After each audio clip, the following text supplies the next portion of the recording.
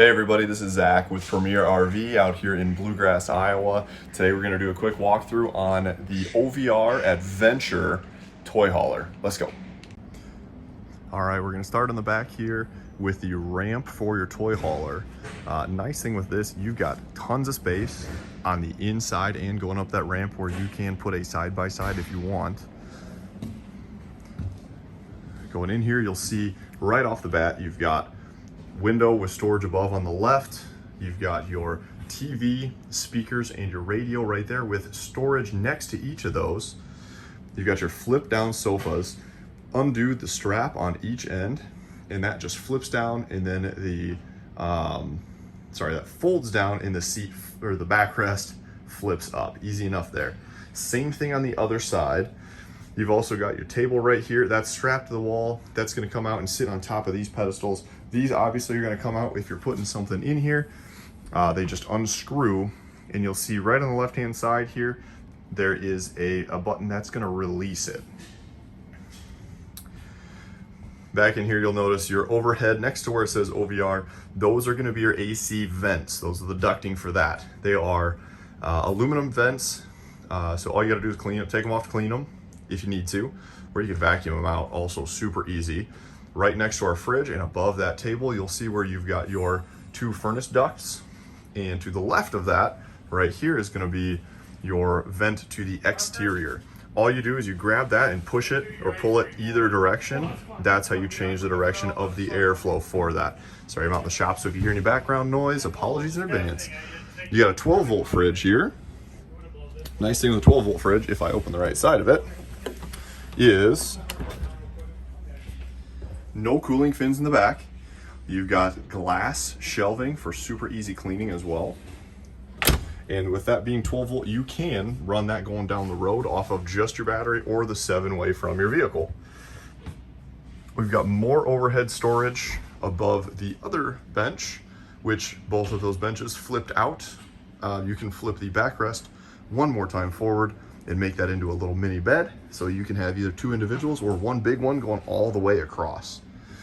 You've got that blue accent lighting overhead, which is absolutely an awesome feature. If you turn all the main lights off, I can't really do it so well with the shop lights on, but it is an awesome feature for at night watching TV. Just with a little blue light in the background, it looks awesome.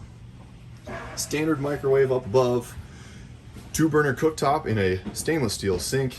Nice little mount for this here, kind of more residential style with a sprayer, a ladder going to that, and it is a much needed feature in the industry. Nice thing with that, I had to pull that kind of hard because it is a magnetic catch, and it is soft close as well. That is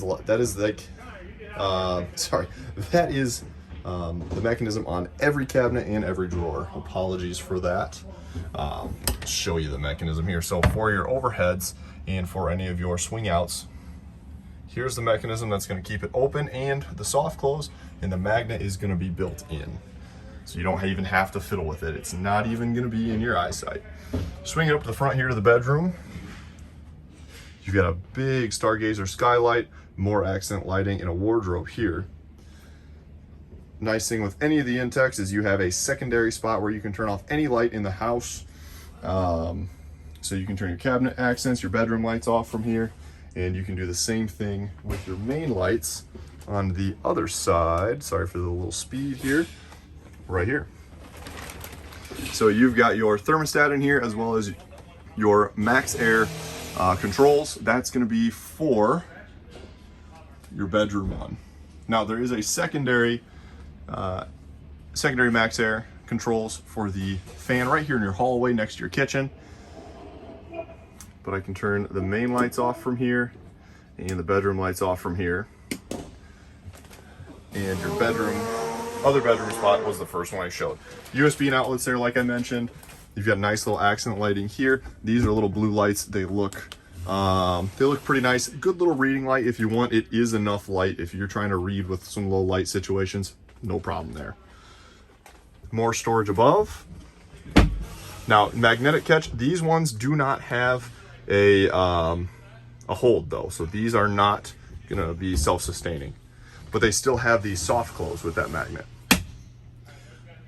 speakers on each side of these for your other part of your interior zone. There is an exterior zone as well, and you've got storage underneath the bed.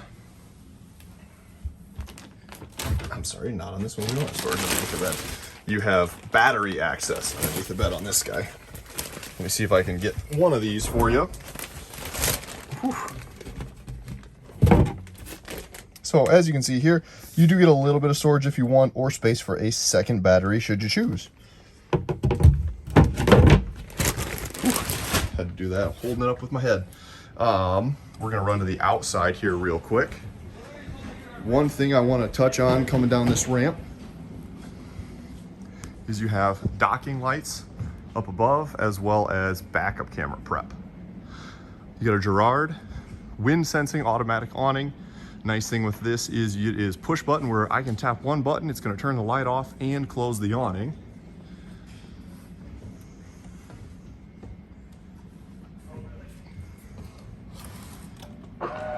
Now, the most important thing with any awning is you don't want to leave it out in the wind. Just because this is wind sensing doesn't mean that a huge gust of wind is going to take your awning flying. So be careful with that, and make sure anytime you're leaving your camper unattended to run that awning in. You've got your off-road tires here as well. You get a little bit of extra clearance on these, and these are going to come standard on any of the OVR. You got outlets on the outside as well. Coming around to the front, electric tongue jack. You've got 2 LP bottles, and your spare tire is mounted on the front. Because you've got the all aluminum chassis as well as your double welded aluminum sidewalls, they're putting on a reinforced aluminum plate. Now that's going to go for your weight distribution hitch, and it's just going to get mounted on here. I need to double check on the measurements. I know for sure you can get an equalizer hitch on there if you're using a Reese with the like recurve style bars. I'd want to double check the measurements. I have not yet. We just got this guy in.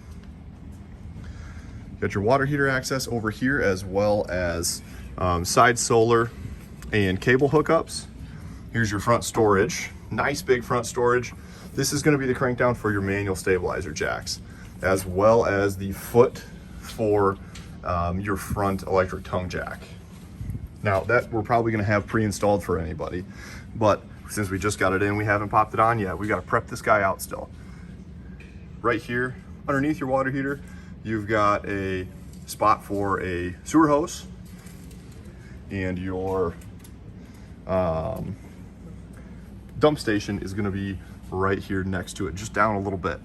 Above that, we've got an outside spray nozzle. Now that's a quick connect fitting. You can put whatever type of head you want on the hose itself. But you've got storage for the hose right in here. You can kind of see it does go back there a ways, which is really kind of a handy little space saver. You've got your water inlets right next to that, with your left side being your fresh fill and the right hand side being your city water. Now just remember, anytime you're hooking up to city water, we're going to recommend get a water pressure regulator. You never know what kind of pressure you're getting at whatever campground. That way you don't have to worry about crazy amounts of pressure pumping into your lines. 30 amp service on this guy. It does only have the one AC, but if you're going to a place that has 50 amp only, you can get a little dog bone adapter for your cord that goes on the end from 30 to 50. Be no problem there. On these stabilizers, they are manual crank. That's what I was showing you in that front compartment. They are stabilizing arms only, and they are not load bearing. So you want to make sure that you are not lifting up the coach with it at all. But that's gonna about do it for our little walkthrough here. If you've got any questions, come check us out. We're at premierrv.com. We're on Facebook, and our website's just www.premierrv.com. Sorry, I just mentioned that. If you've got any questions specifically on the OVR, give me a call. My name is Zach.